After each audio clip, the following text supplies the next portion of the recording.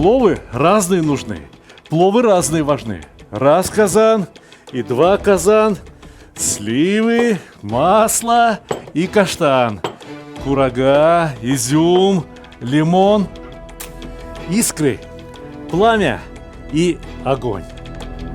Корочка из теста тоже будет к месту. Золотистый рис с шафраном.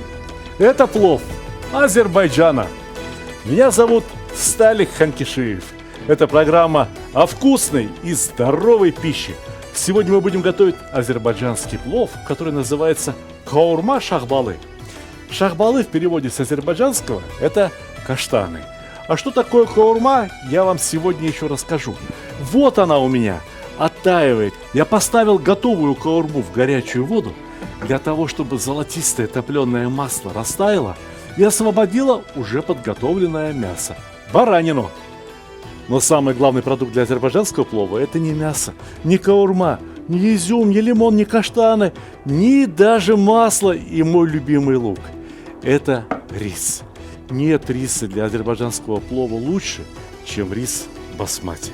Полюбуйтесь на это белое золото. В азербайджанской кухне очень ценятся сорта риса с особым ароматом и вкусом. Но ничто не влияет на вкус риса лучше, чем обычная соль. Горсть соли для замачивания. Не беспокойтесь, рис не впитает в себя всю соль. Рис возьмет ровно столько, сколько ему потребуется. А теперь залить горячей водой. Градусов 70. По счастью, у меня здесь есть такая горячая вода. Каурма уже растаяла, полюбуйтесь ею. А вода имеет температуру именно 70 градусов. Ну что это такое 70 градусов? Можно вскипятить в конце концов воду в обычном чайнике и пусть постоит минут 20. Вот и будет 70 градусов. Заливаем рис. И пусть постоит минут 40, может быть даже час. А вода в казане должна вскипеть очень бурно. Ну а пока займемся луком. Лук необходимо нарезать особым способом, по меридиану. Так он меньше выпускает сока и остается более сладким. Да-да, азербайджанские пловы имеют выраженный кисло-сладкий вкус. И знаете что? Если попадется белый лук, возьмите именно белый. Он как-то вкуснее получается. Может показаться, что лука очень много, но жариться он будет долго, ужарится и останется его как раз в меру. Курагу в плов некоторые повара, кулинары кладут прямо целиком. Я предпочитаю нарезать ее. Нет, не слишком мелко. Вот так примерно. Каждый плод на 3-4 полоски. Вот и вся нарезка. Остальные продукты пойдут как есть.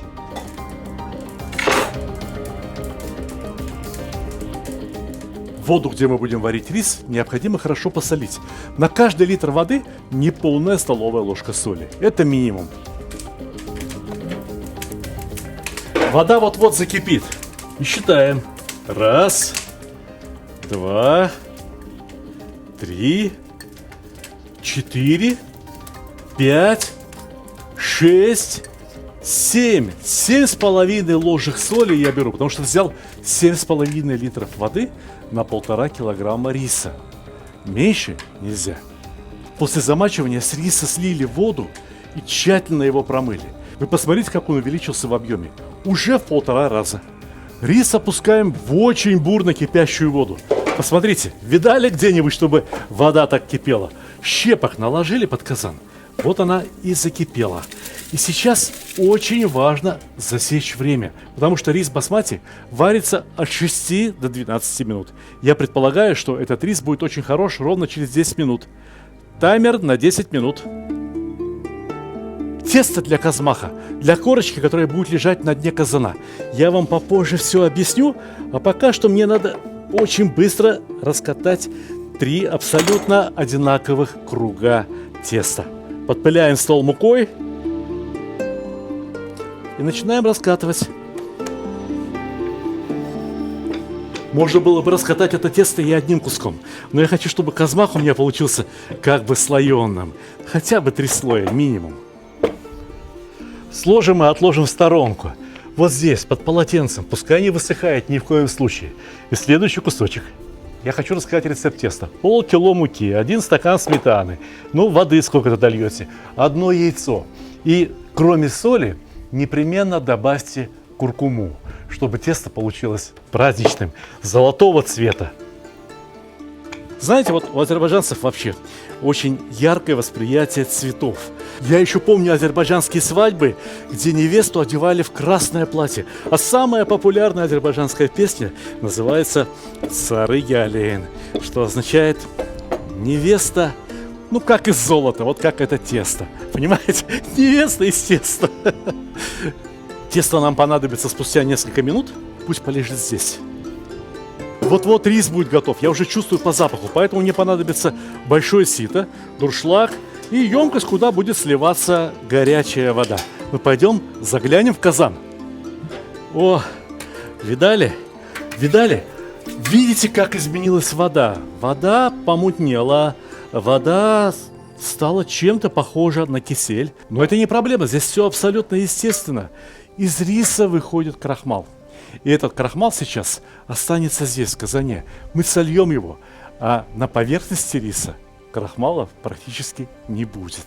Осталось 40 секунд до назначенного времени готовности риса, но я же вижу, что он уже отлично готов. Вынимаем. Обязательно надо дать стечь в воде. Этот плов так и называется сюзьма плов, то есть рис, с которого стекла вся вода. Сцеженный плов. Я думаю, что я собрал из казана почти что весь рис, но сколько-то его там еще осталось, нехорошо оставлять. Вот перелью воду из казана в кастрюлю через сито.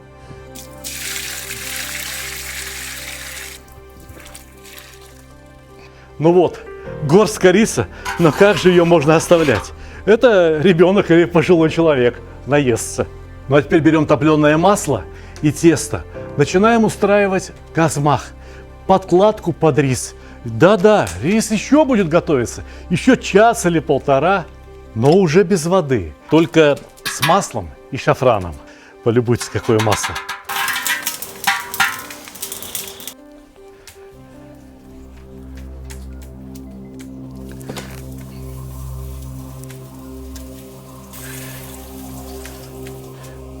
Медный казан отличается от чугунного тем, что тепло сквозь него очень быстро проходит.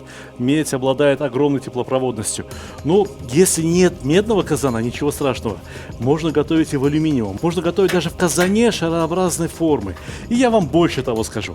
Очень многие хозяйки в самом Азербайджане сейчас готовят плов в обычных кастрюлях. И все получается отлично. На газовой плите тоже можно приготовить очень хороший азербайджанский плов. Следующий слой теста.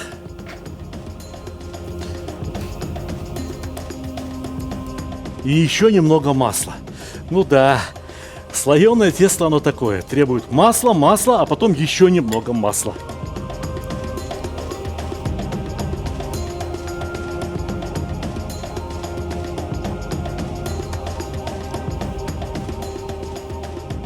И еще немного масла на поверхность теста.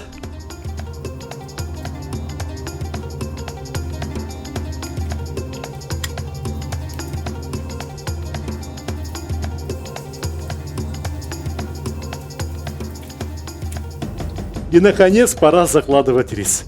Вот когда рассказываешь, как готовить азербайджанский плов, кажется, что все очень легко и просто. А на деле все не так уж легко, не так уж просто. Аккуратно пересыпаем рис, ни в коем случае не комочками. Пускай ложится рассыпчато. Пусть сквозь рис струи пара гуляют.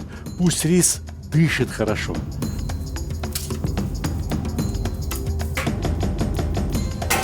Я хочу обратить ваше внимание на то, как лежит рис в казане.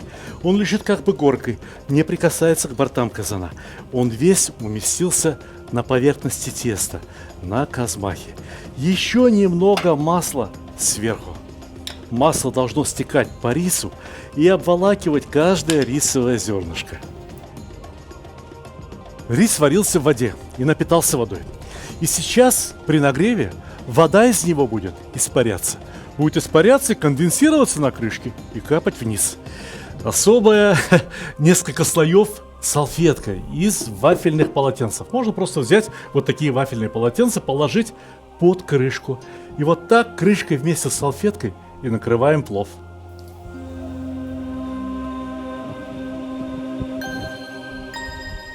Под казаном небольшой огонь, редкие языки пламени, где-то тлеет уголь. И так 40 минут, час. Одна свадьба, если готовить, то и 1,5, и 2 часа. Чем дольше простоит плов в казане, тем вкуснее он и получается. Итак, в азербайджанский плов, по крайней мере сам рис, не идут практически никакие специи, за исключением одной. Эта специя называется шафран. Из недавнего путешествия в Азербайджан я привез очень хорошую новость. В Азербайджане начали выпускать на продажу вот такой отличный шафран. Знаете, сколько в этой коробке шафрана? 11 грамм. Но лучше я покажу вам, как выглядит честный 1 грамм шафрана. Идите сюда, идите поближе. Посмотрите, полюбуйтесь. Это целый пузырек, битком до отказа набитый шафраном. Ведь обычно за 1 грамм выдают гораздо меньшее количество шафрана. Ну, так производители халтурят. Но не в Азербайджане. В Азербайджане все по-настоящему. И для вот этого огромного количества плова нам понадобится всего лишь навсего доля грамма настоящего шафрана. Я добавляю к шафрану щепотку соли и растираю его.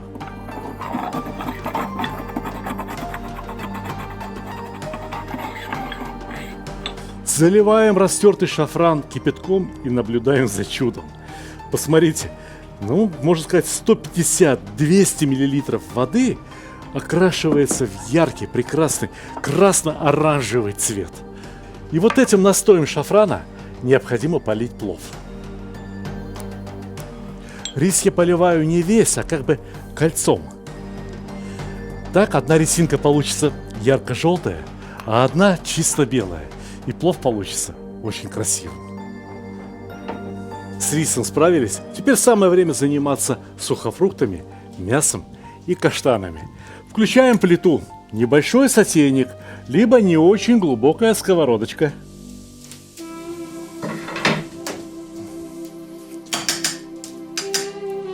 Пара ложек топленого масла. И в это топленое масло опускаем изюм, кишмиш, без косточек, мелкий, белый, аккуратный. Он отлично подходит именно для плова. Только теперь, пожалуйста, осторожно. Нагрев регулируйте очень аккуратно. Изюм не должен пригореть. Изюм не должен засахариться. Наоборот, он должен только прогреться в топленом масле. Изюм лежит почти что в один слой, но иногда помешиваем его, чтобы равномерно прогрелись все ягодки. И посмотрите на чудо, которое сейчас произойдет с этим изюмом. Он надуется, он примет ту форму, каким он был на веточке, на винограднике. Он вберет в себя немного масла и наоборот отдаст в масло свой восхитительный аромат.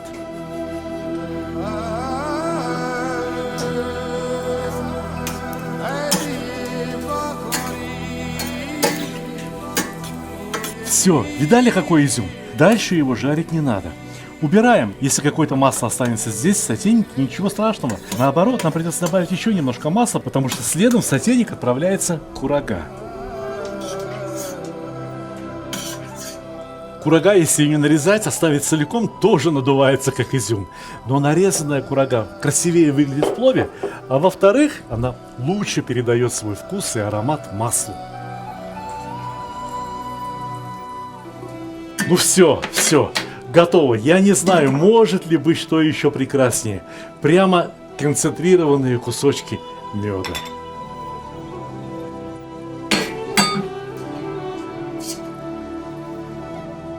Понимаете, вроде бы мы готовим в присутствии масла, но назвать эти процессы обжариванием трудно. Однако вот эти замороженные каштаны, пребывание в ложке другой топленого масла тоже освежат, усилят их вкус, раскроет всю прелесть этого продукта. Понимаете меня? Каштаны, топленое масло.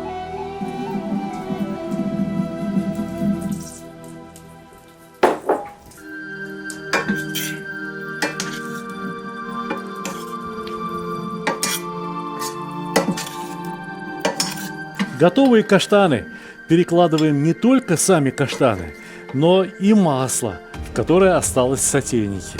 Все это нам пригодится чуть-чуть попозже. Вот теперь самое время заниматься луком и мясом. Я ставлю на плиту довольно большую кастрюлю. Кстати, кастрюля ведь по-азербайджански так и будет. Казан. Масло. Если мы хотим приготовить вкусный лук, то необходимо масло. Это особая каурма, залитая топленым маслом. И это топленое масло ароматизировано мясом, и не может быть ничего прекраснее. Вот так. Я думаю, что этого вполне достаточно. В масло опускаем весь лук сразу. Довольно много лука. Лук необходимо пожарить медленно, чтобы его чешуйки превратились в некое карамелизированное подобие сухофруктов. Послушайте меня, я знаю, как это сделать, но для начала лук можно накрыть крышкой. Правильное обжаривание лука, превращение лука в гастрономический шедевр, пожалуй, что самая сложная задача. По крайней мере, она занимает довольно много времени. Но сейчас я хочу вам показать то, что некоторых может шокировать. Здесь 3 столовые ложки сахара. У нас было 4 головки лука. Смело посыпаем лук сахаром.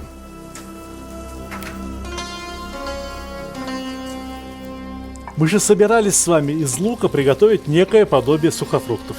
Так почему бы и не добавить сахар? Слегка убавляем огонь, и к сахару необходимо добавить лимонный сок.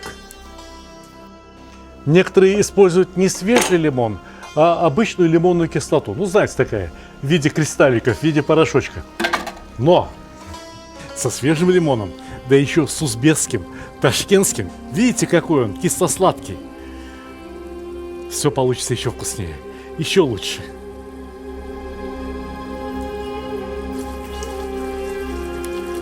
Кстати, ноу-хау. Кислоту от второй половины лимона можно было бы использовать при отваривании риса, чтобы он гарантированно получился рассыпчатым. Но я знаю, что у нас и без лимона все будет в полном порядке. Немного куркумы на лук, чтобы лук стал по-настоящему красивым.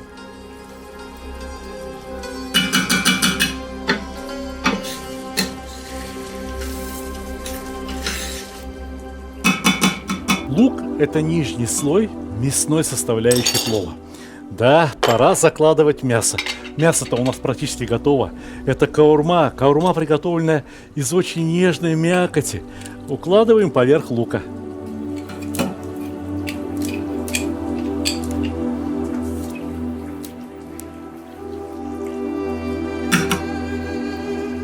У меня здесь 1,5 литра каурмы. Если бы я брал сырое мясо, то у меня бы ушло 1,5 килограмма, а то и 2 мякоти.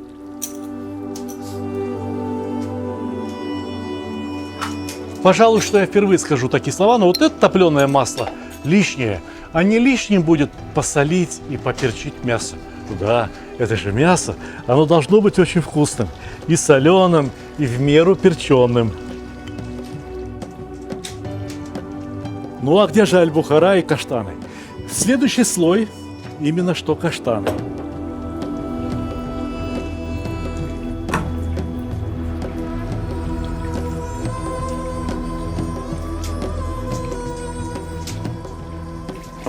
Аль-бухара, которая даст дополнительную кислинку. У нас здесь уже есть немного кислоты от лимонного сока. Но аль-бухара, завяленная слива особого сорта, дает совершенно особую, уникальную фруктовую кислинку.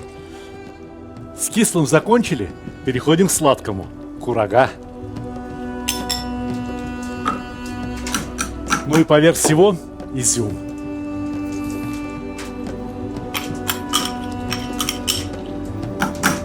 Накрываем крышку и ждем минут 30-40. И рис будет готов, и мясо, лук, сухофрукты. Все будет готово одновременно. Здесь полный порядок. Я чувствую, я понимаю. А рис пахнет так, что на всю округу слышно. Откроем, проверим. Во-хо-хо-хо-хо. Вот он какой. Каждый раз, когда открываю плов, Если все получается хорошо, радуюсь буквально как ребенок.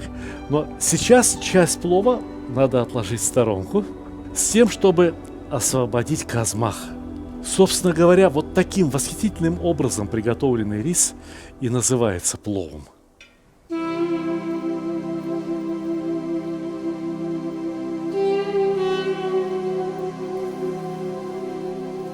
Скажите честно, скажите откровенно, вы когда-нибудь видели более прекрасно приготовленный рис? В этом и состоит преимущество раздельных пловов. В этом и состоит преимущество приготовления плова сюзьма, то есть сцеженного.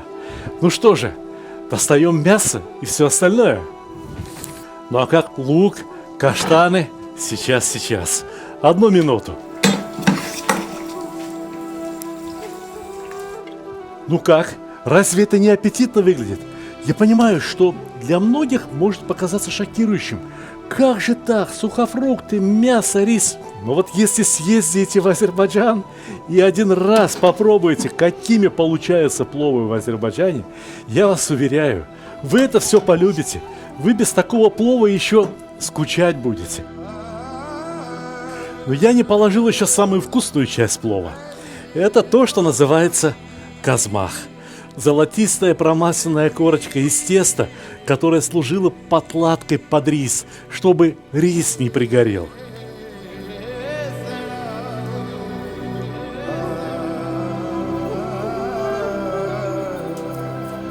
Знаете что? А положу-ка я и себе немного плова. Попробовать хочу.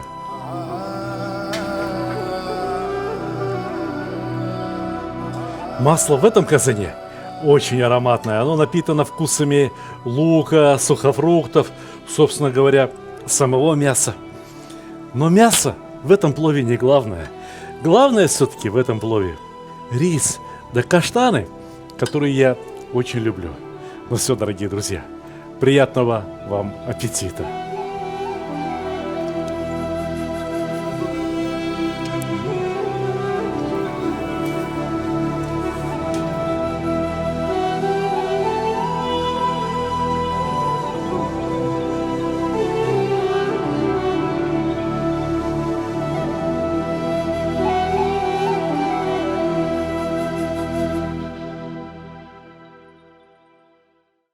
Дорогие друзья, многие знают меня как видеоблогера, как телеведущего, но на самом деле я являюсь автором множества кулинарных книг. Все вот эти книги я написал сам, сфотографировал все фотографии сам, и это, пожалуй, что главный труд моей жизни. Одна из моих самых любимых книг – это книга «Плов. Кулинарное исследование». Эту книгу следует читать немного не так, как остальные книги. Она раскрывается и читается не вот так, а как компьютер, как ноутбук. Вот так. Знаете, для чего это сделано? Дело в том, что кулинарная книга должна жить на кухне. На кухонном столе, как правило, не очень много места. Когда мы разворачиваем книгу вот так, она занимает вот сколько места. А если мы книгу поставили вот так, у стеночки, она занимает место ровно в 2 раза меньше. Вы видите, какого качества эта книга. Видите, сколько труда в нее вложено. Но я хотел бы рассказать о ней немного поподробнее. Здесь очень много теоретических статей, которые объясняют, почему необходимо готовить именно так, почему рис необходимо замачивать, как его промывать, при какой температуре образуется клейстер, крахмальный клейстер, и почему рис становится липким, почему плов становится тяжелым. Эта книга рассказывает о всем многообразии блюда под общим названием плов. Ведь для многих плов – это блюдо, которое готовится в казане, в котором есть непременно мясо, лук, морковка, рис, иногда чеснок, перец, горох, изюм, кто к чему привык. Но на самом деле плов – это очень многогранное блюдо. Плов можно приготовить с любыми продуктами, если у вас есть рис, вода и масло. А иногда можно приготовить даже и без риса. Можно сам рис заменить какой-то крупой и оставить технологию приготовления плова. Здесь, разумеется, в этой книге очень много рассказано о различных сортах риса. Ведь каждый сорт риса требует своего подхода. Так вот, сколько он пьет воды, сколько времени он должен готовиться, насколько он увеличивается, сколько масла в него наливать, чтобы плов получился в меру жирным. Кстати говоря, о масле, о жирах для приготовления плова здесь рассказывается в целой статье большой. Здесь рассказано о пловах не только с мясом, но, например, и пловах, которые можно приготовить только с грибами, постные пловы. Здесь рассказывается о том, как жарить лук, как жарить морковку, как ее нарезать, эту самую морковку, как меняется рис, что влияет на его рассыпчатость. Книга разделена на 3 главы. Первая глава для начинающих. Начинаешь готовить, вот прямо начиная с первой главы. Не пропускайте рецепты. Каждый рецепт – это как практическое занятие. Прочитал, усвоил, приготовил и получил крепкие, надежные знания. Можно двигаться дальше. Я ручаюсь, что если кто-то в течение, там, не знаю, года, 2, либо даже 3 лет прочитает эту книгу и приготовит по ней все вот эти рецепты поэтапно, этот человек будет готовить плов, не только плов, пловы, намного лучше, чем вы можете попробовать в любом ресторане. Уверяю вас. Все продукты, благодаря тому, что плов стал очень популярным в России, теперь можно купить. И любой рис, любой жир, любой казан, любые необходимые принадлежности, все, что хочешь есть. Но как раз плов с ревенем. Вот весна, и постоянно все спрашивают, а что сделать с ревенем? Разросся ревень на даче. Я расскажу. Я расскажу о превосходном плове с ревенем, о плове, который готовится не только с мясом, но и, например, с уткой, с курятиной, с рыбой, с чем угодно, с вишней, с айвой, с долмой. Одним словом, весь тот прекрасный мир, который объединяется общим названием плов, в этой книге. Плов – одна из вершин кулинарного творчества Востока. Я от всей души желаю вам успешного покорения этой вершины. Эту книгу, как и любые другие мои книги, можно купить на моем интернет-сайте, в моем интернет-магазине stalik.ru. Все официально, оплачивается официально. Книги отправляются курьерскими службами либо почтой по России, по странам, по большинству стран СНГ и всюду, куда только доходит почта из ближайшего Подмосковья, откуда я шлю вам горячий привет, пожелания крепкого здоровья, хорошего настроения и, конечно же, как всегда, приятного аппетита.